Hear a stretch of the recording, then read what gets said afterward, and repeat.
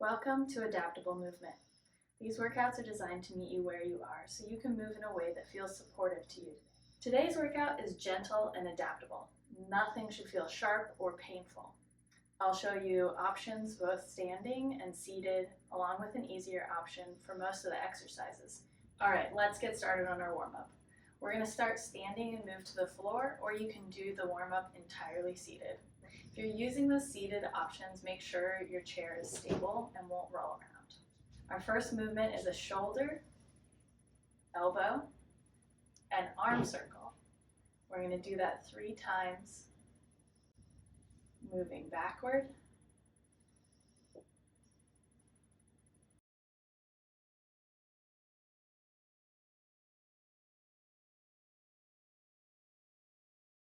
and then 3 times moving forward.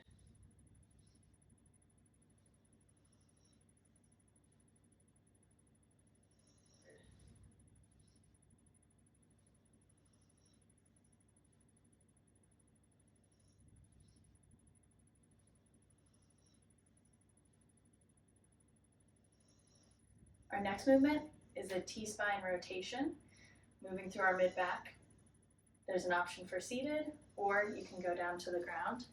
I'm going to give you some breathing cues for this. If breathing cues don't work for you, that's totally fine. You can ignore those parts. So we're going to set up, if we're on the floor, with our knees up close to our chest, about 90 degrees at our hips, and our hands together. And we're going to take a breath in to bring our hand up to the ceiling, and then out to move as far as feels comfortable through the middle of your back here. We're going to do that 5 times on each side. For our seated T-spine rotation, we're going to put one hand in between our knees, squeeze that hand gently, and then we're going to open our spine as far as feels comfortable. Okay, here we go. 5 per side. Breathe in and out. Or again, you don't have to do that breath, and you can just move through the motion nice and smooth all the way through it. If you're in that floor option and you're feeling this too much in your lower back, you can bring your knees up closer to your chest.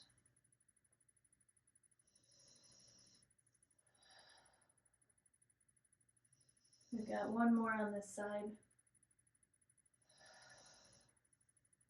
If you didn't quite get to 5, that's totally fine. Now we're going to head to the other side. So for your seated option, you're just putting your other hand in between your knees. Here we go.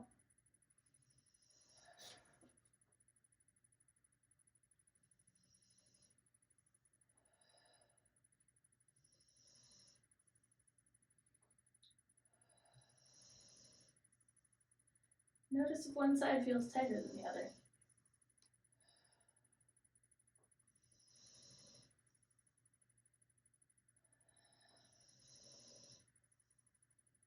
Awesome.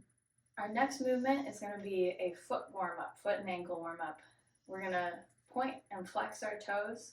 You can do this seated in a chair or on the floor. That's the easier option, or you can try it standing, potentially with a balance support. I need that today, so I'm going to head over to the wall for this. To show the standing version, we're flexing our toes all the way down, hold for 2 seconds, and then all the way up, hold for 2 seconds. And so you're balancing on your heels. I'll show you the seated option now. For a seated ankle warm-up, you just don't have to worry about the balance part. You're going to point your toes, hold for 2, and then flex your toes up towards your shins and hold for 2. And that's it. Let's get started. We're doing 5 of each of these with those 2-second holds at each end. Up, 2, or pointing for 2. Flex your toes towards your shins. Hold for 2. You can move through this at whatever pace feels right to you. I'm going to do 5 times, but I'll let you know when we're almost done. Pointing again.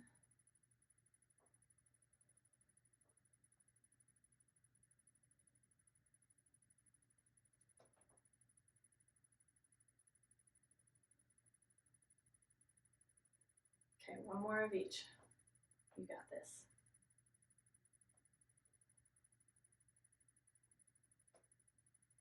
Now we're heading into lunges or leg raises if you're in the seated position.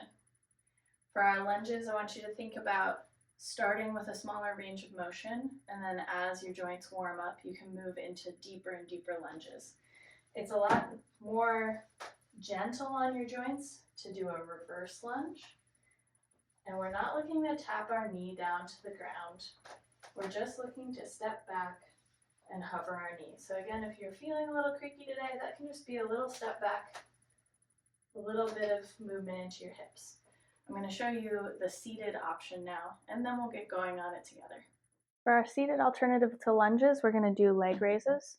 We're trying to tap into the front of our core to help lift our leg. If you can only manage a little tiptoe, that's totally fine, or if this one doesn't work for you, that's okay too. So we're just picking up our legs, trying to find the front of our core, and you can experiment with leaning forward or back to get a little bit more access to the front of the core, front of the legs. Okay, let's start our lunges or leg raises. We're doing 5 on each side.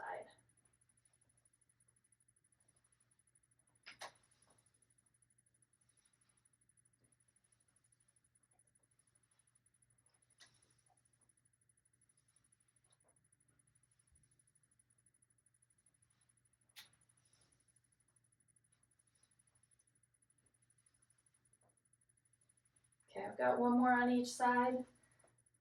If you made it past 5, that's cool. If you didn't make it to 5, that's totally fine too. We're just trying to get the blood flowing. Now we're heading into the main part of our workout.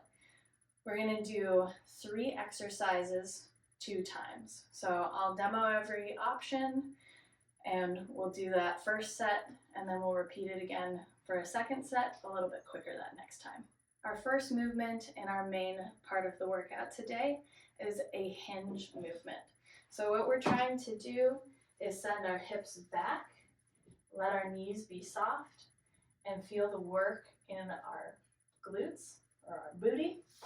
I'm going to give you 3 choices here. The first one is a staggered hinge on this forward leg. So to set up for it, I'm standing all my weight onto one leg and stepping the other one back. It's just a little kickstand for balance, softening that front knee, and then sending my hip back until it stops going back. Maybe that's a little hinge for you.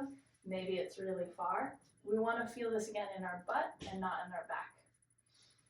So that's our staggered option. I'm going to show you the seated option right now. For our seated hinge, we're going to extend our leg that's not the working leg. Shift our weight a little bit over onto the leg that's our working leg, almost pointing our sternum toward the knee. So the center of your chest points to the knee that's your working leg. And then we're going to hinge down, keeping our spine nice and long, and try to feel our butt stretch a little bit as we hinge down, and then we'll bring it back up. You can either use your hands to help guide so that you're over that leg, or you could cross your arms in front, and that can add a little bit of weight up higher so that you have to do a little bit more work. Your choice. Okay, finally, if neither of those options work very well for you, if the hinge feels a little bit uncomfortable, you can do this on 2 legs. And if you have a wall, you can even use it as a target so that you can sit your butt back to the wall and then bring your hips forward. So our feet are underneath our hips for this option. Soften our knees, send our hips back, and bring them forward. On that one, since it's on both legs, you can either take a break when we switch sides and then get back into it, or you can just keep going. Let's get started. We're going for 5 to 8 times on this one. I'll do 8. If you can get to 5, that's awesome. If you need a break earlier, that's awesome. Okay, so we're setting up on our first leg, sending our hips back, or bringing our chest down if you're in that seated option.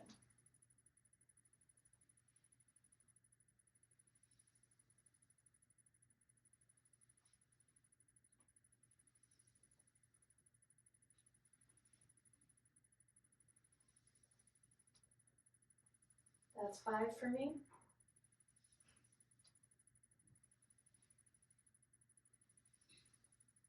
I got 1 more. Awesome. We're switching to the other side. You can take a little pause if you're doing that double leg hinge.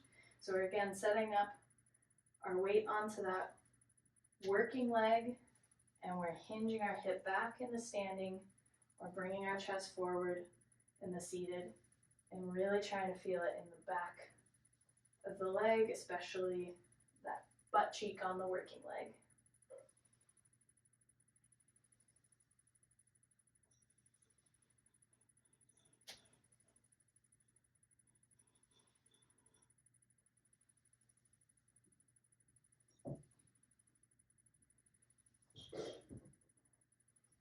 We got probably 1 more on this side. Sometimes I make mistakes in counting, so I'm going to do a bonus because this one's my worst side. Awesome. Okay, on to our next movement. This one is an overhead movement. Sometimes people can have really pinchy shoulders, so watch your range of motion so that you don't feel a pinch in your shoulders. This is the same movement standing and seated, so I won't go walking through the seated one separately. We're just going to get right into it, and I'll show you how to make it a little bit easier as well. So what we're going to do is we're going to set up with our arms moving up with our palms toward each other until our shoulders say, okay, that's up.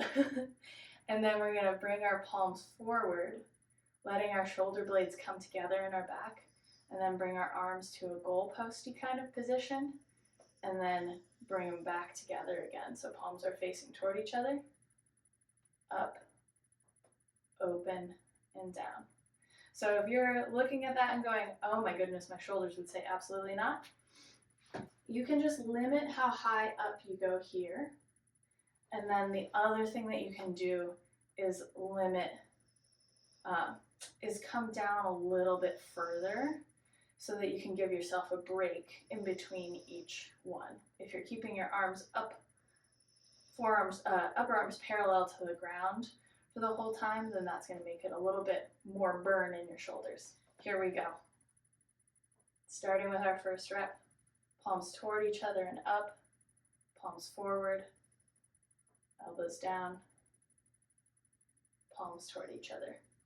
As you're doing this, you're trying to make sure that you're just moving through your shoulders and not arching your back to get your arms up overhead.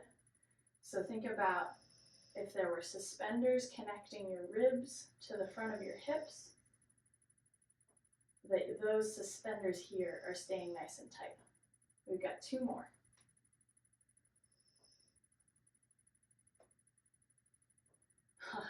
I'm feeling the burn in my shoulder. If you need a break, you can take a break. Okay, great. All right, our last movement in this little circuit is a calf raise with our knees a little bit bent. This one makes the most sense as a seated movement, and you can definitely do it standing.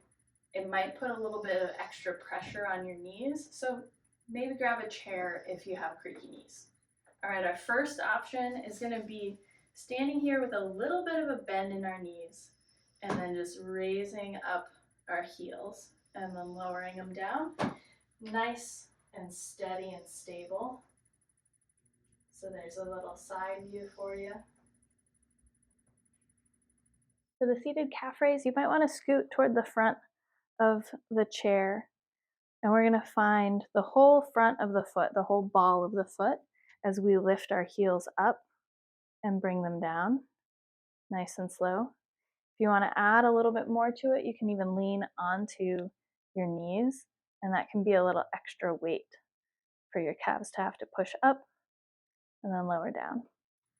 If you want something that's graduated in between that seated option and the fully standing option, you can grab something for balance support and try out that standing option. And just make sure that you're working in a range of motion where you're feeling the work in your calves and not so much in your knees.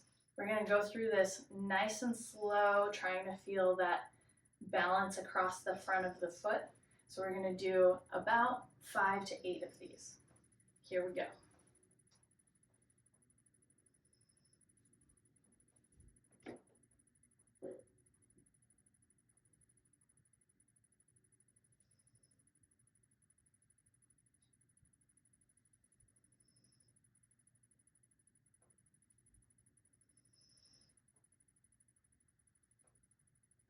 I don't know if your calves are trembling at all. Mine always do when I do bent knee things like this. We have 2 different globs of muscles in our calves, and this gets one that doesn't always get worked out when we're walking around. Okay, we're gonna start our second set now. You can pick the same option or a different one, whatever works for you. If you need a break, pause the video. I'll be here for you when you're ready. We're gonna start with our hinge. Remember that we're trying to feel the work in our butt cheek more than in our back or our hamstring. Let's start that first side, or if you're doing the double leg hinge, go ahead and start.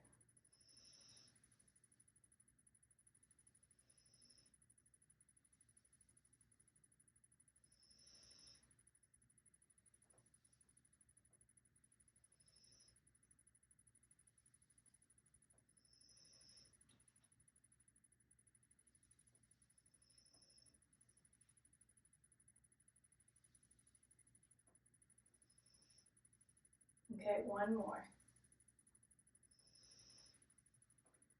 Take a break if you're on that double leg hinge if you want to. We're switching sides. And here we go.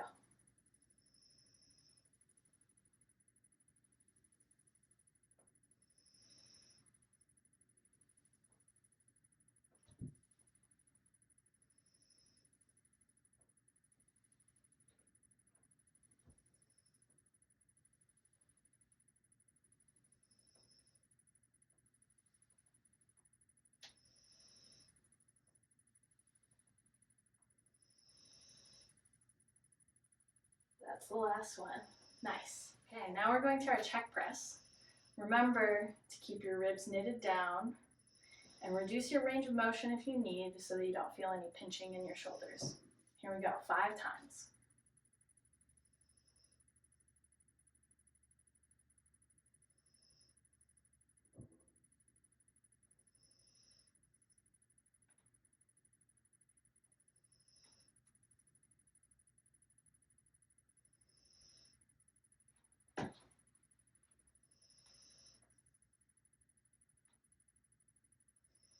Last one.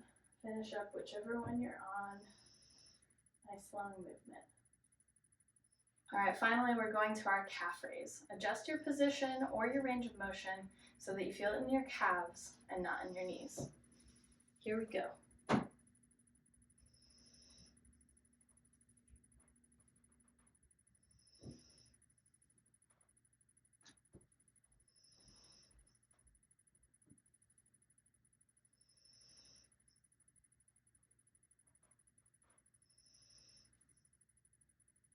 And last one. Nice job. We're going into our cool down now. If breathwork doesn't work for you, you can just ignore those cues. We're gonna head down to the floor or you can stay in your chair.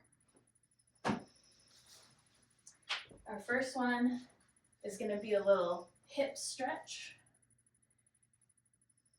So we'll just pull one leg in toward our chest, and you can find some different angles that feel good for you. And if you want to, you can extend your other leg for a little more oomph.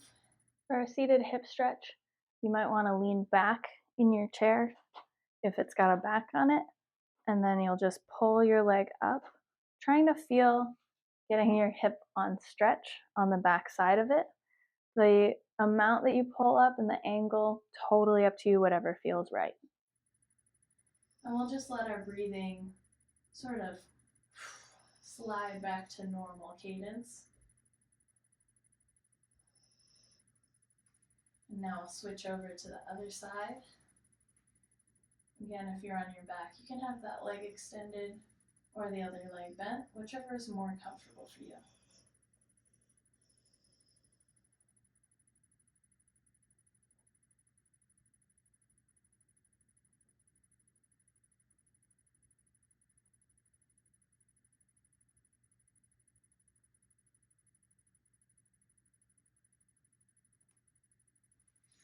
Next up, either seated on the floor or in your chair, we're going to do a little shoulder roll back and down, and then we're going to take our hands and flip it around and down.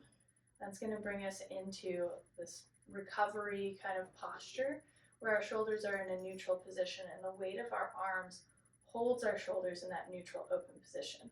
Once we get through the shoulder roll, arm roll, we're going to take a deep breath there.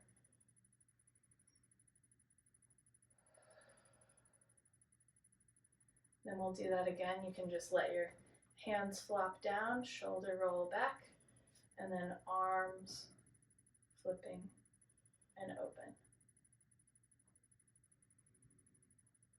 Big breath there, letting your chest fall all the way on that exhale. One more time. Shoulder roll back, and then flip your arms, palms up, deep breath.